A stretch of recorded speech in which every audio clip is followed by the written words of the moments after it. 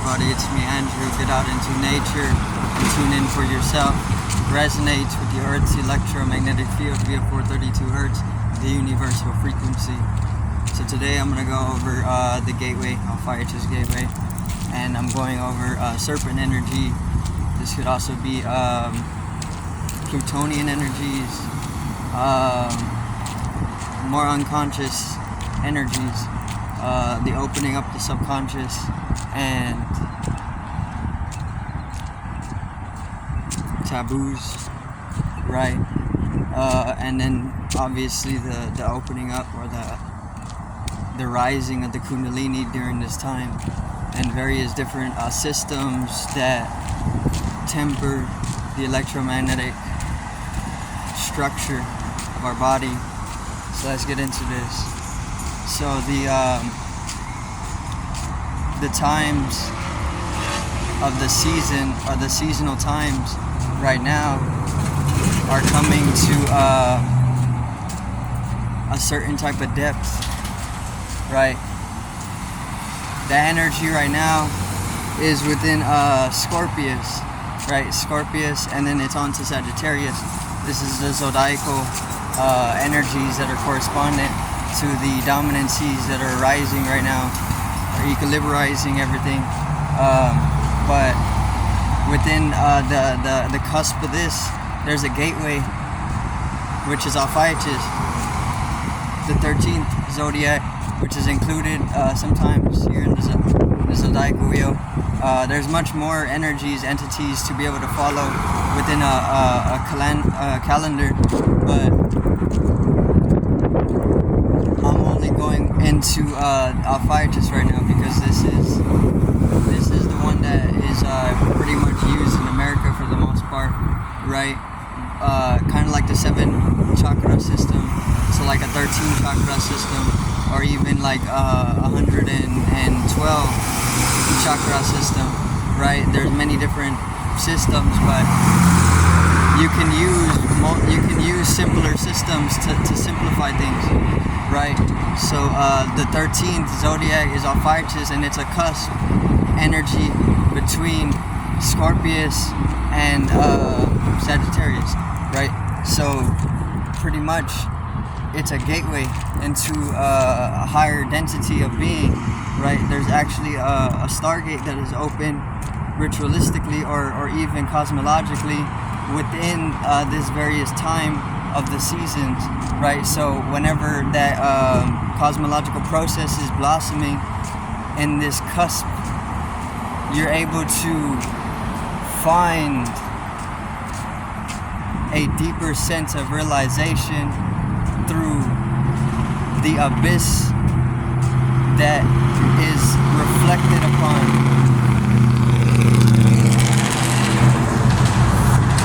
Right.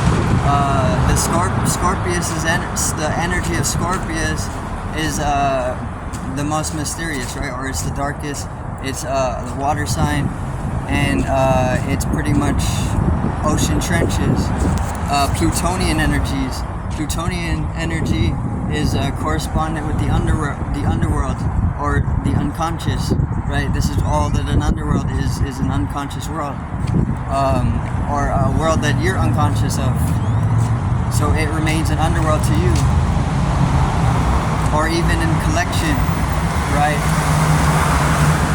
So in accessing the Plutonian energies within oneself that are arising in this time naturally because of the cosmological process, you can find a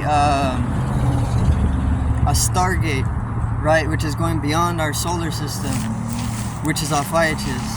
See, whenever you look at the constellation of opichus, it connects, or it incorporates within its symbolism the scorpion. The scorpion's being stepped on by the serpent bearer, right? So to me, this means that you take the most taboo of the 12 that we're used to, and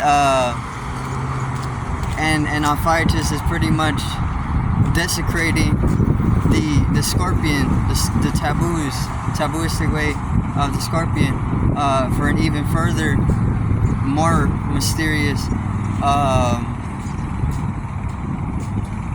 dimension of it, right? So if you're able to access that gateway properly, these energies are very, very potent energies, right? They're corresponding with Makali, right? Which is pretty much Shiva's mother, or the cosmic mother, right? So being able to connect yourself with that Stargate, once again, that's opening naturally. It's all a subconscious process, or even an unconscious process. We're the ones that are opening up the Stargate. There's multiple different ceremonies that are taking place to be able to open this up, or at least connect with the opening. Or it's a synonymous process, because we're actually applying energy to the opening up of that Stargate in collection, but it's an unconscious collective ritual, or an unconscious happening, which is why it's synonymous with the Plutonian energies, which don't necessarily need to be unconscious. If you properly do the integration, then you can easily open up the synapse to understand and bring more into your experience. But naturally, with things like portal openings or Stargate openings, there's a rising Kundalini that occurs. I mean, depending on the type of opening that's taking place. But opichus is one that actually is corresponding to the amplification of our serpent energy, and the serpent energy is the Kundalini. So in this time, the 13th zodiacal sign is it is supposed to be a time of empowering the Kundalini rise within yourself, or the sexual serpent's energy within yourself. And obviously, if you rise that enough, you can open your own personal Stargate, right? Which you can collect between individuals in mass, and open larger and larger currents of consciousness to other star systems, which is what opichus is all about, and it's that's corrupted status. So there's various different systems or stations of that are meant to temper the various fluctuations of the electromagnetic field in itself. What this means is basically that these are stationings, so they keep you in a certain orbit, right? A certain reality. And this can also be corresponding with blockages, right? They can create various different anatomical blockages within your system, which don't actually allow you to be able to rise your Kundalini during specific times of the year, which is within our natural code on the deeper level of our coding, our genetic encoding, right? So the thinning of the veil during this time is just coming from a deeper sense of access, balance within oneself that you forgot about, or you just have been ignoring because you're not properly integrating yourself to be able to bring it into perception. So then you can connect yourself with the lunar energies to be able to bring in more of a balance, right? During this time, you got to look towards the moon and what energy is fluctuating with, what energy is fluctuating in, and learn how to work it from there. What energies are present and what not. You can go naming them, you can do it namelessly, but the reality is standing still. What I mean by that is basically, even if you're not educated on anything, the reality is still taking its form within you, it's manifest within you. So all you need is a degree of self-reflection to be able to open up a deeper intuition.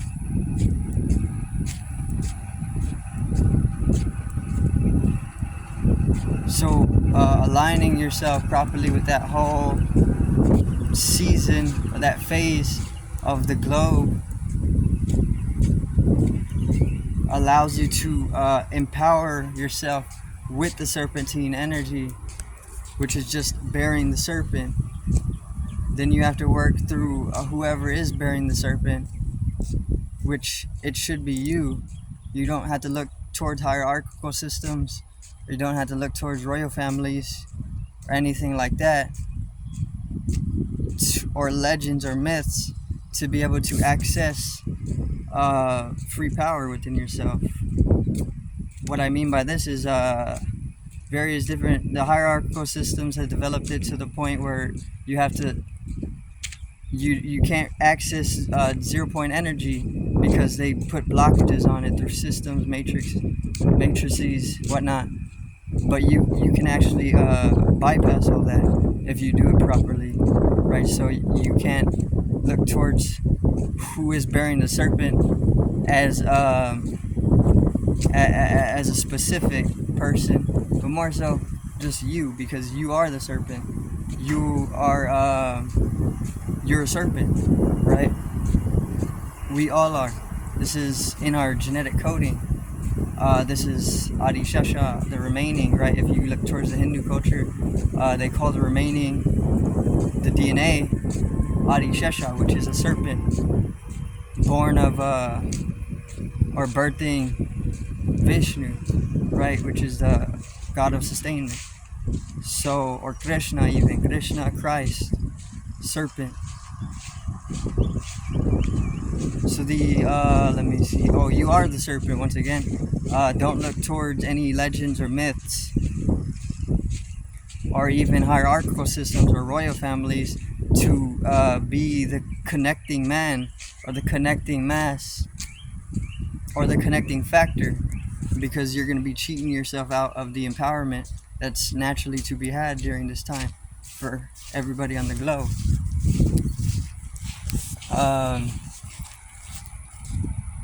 But yeah, what I like about our fights is that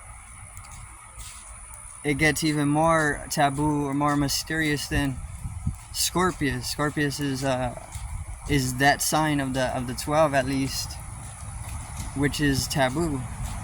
So our fight is just like Kali as stepping on Shiva, killing him. That's her symbolism.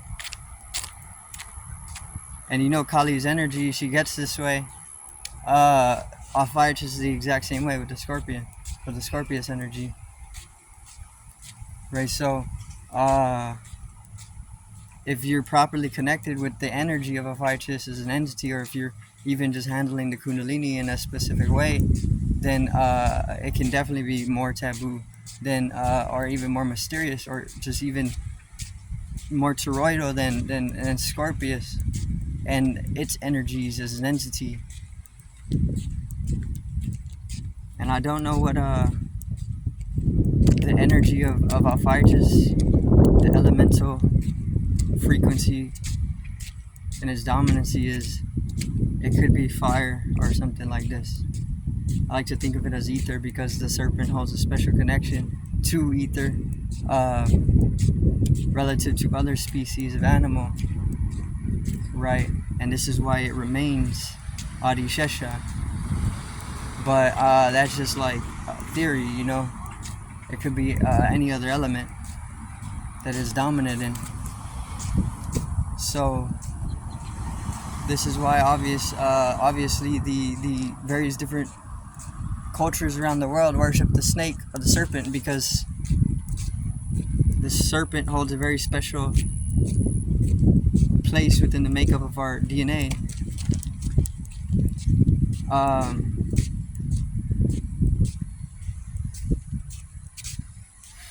So opening that up can open you up to being able to travel the cosmos. This is one thing Ophiuchus can do as well. Very, very, very, very superior in the realm of cosmic traveling.